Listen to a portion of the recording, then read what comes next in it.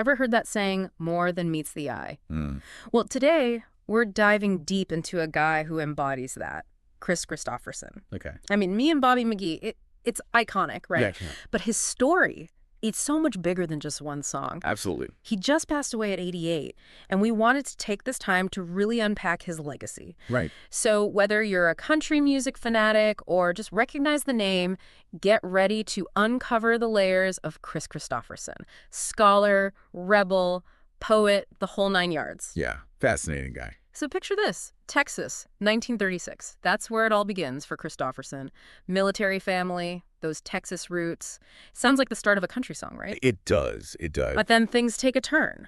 Well, that's the thing about him. It wasn't a straight line to start him, you know? Right? This military kid goes on to Pomona College, excels there, and then, get this, snags a Rhodes Scholarship. Wow. Which, for those who don't know, is basically a golden ticket to study at Oxford University in England. We're talking about a seriously brilliant mind. Yeah. This is where those songwriting chops really started to develop, I think. Yeah, it's like, talk about exceeding expectations, right? Totally. Okay, so we have our scholar, but he doesn't just stop there. Instead of, say, becoming a professor or something, he takes a hard left turn and dives headfirst into songwriting. Which is amazing. And this is where things get really interesting, especially in terms of music history. For sure. Okay, so think about some of the biggest country anthems of the late 60s, early 70s, right? Me and Bobby McGee, made legendary by Janis Joplin. Right. Sunday Mornin Comin Down, pure Johnny Cash. Oh. And let's not forget, Help Me Make It Through the Night. Classic. Guess who wrote them all? Kristofferson. Exactly. It's amazing, isn't it? Like, he wasn't just writing these throwaway tunes. His writing had such depth, such soul. And remember, this is the late 60s, right? Okay. Nashville was all about this polished, almost predictable sound.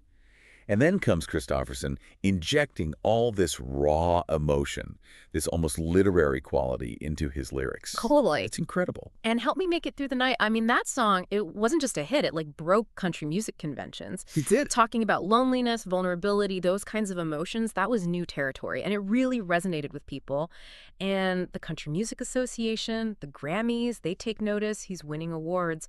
But more importantly, he's shifting the landscape of songwriting as a whole. Absolutely. I mean, it's like he gave other artists permission to be honest and vulnerable in their music. Yeah, he was a trailblazer.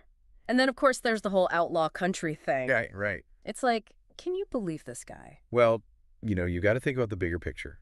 Outlaw country, it was all about bucking this system. Yeah. Right? Yeah. Raw, gritty, authentic, a total rebellion against that slick Nashville sound.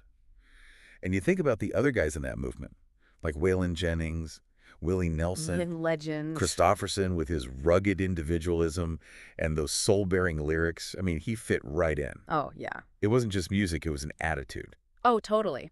And speaking of attitude, this leads him to join, arguably, the most iconic country music supergroup of all time, the Highwaymen. Oh, come on. The Highwaymen, come on. We're talking Willie, Waylon, Johnny Cash, and Kristofferson. It's like the Mount Rushmore of outlaw country. No, absolutely. And, you know, that says something about Kristofferson, right? What do you mean?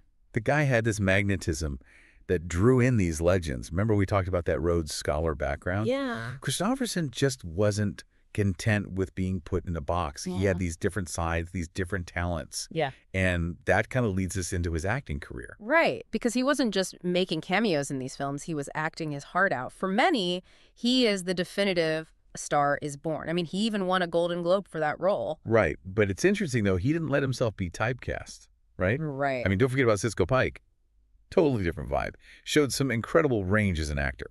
And that's a testament to his talent, that he could move between these different genres, these different worlds, so effortlessly. Yeah, I mean, it's incredibly rare to find that kind of dual success in music and acting. Absolutely. So we've got the scholar, the songwriter, the rebel, the actor. When Kristofferson passed, the tributes were pouring in from all corners of the world, really showing how far his influence reached. What do you think it was about his work that connected with so many people, even across generations? You know, I keep coming back to that authenticity. Yeah. His songs, they weren't just catchy, they made you feel something. They did. He really wasn't afraid to grapple with these big universal themes. Love, loss, longing, faith, doubt. Right. But he'd do it in a way that was both deeply personal and universal. And I think that's what makes art last, isn't it? That ability to connect with something deeply, deeply human. Absolutely. Kris Kristofferson, the scholar, the rebel, the poet, the star. He defied categorization, that's for sure. He left behind a body of work that continues to move and inspire people today. Without a doubt. So next time you hear me and Bobby McGee, remember that's just the tip of the iceberg. It's just a glimpse. Go check out his music, his films. You won't regret it. No, you won't.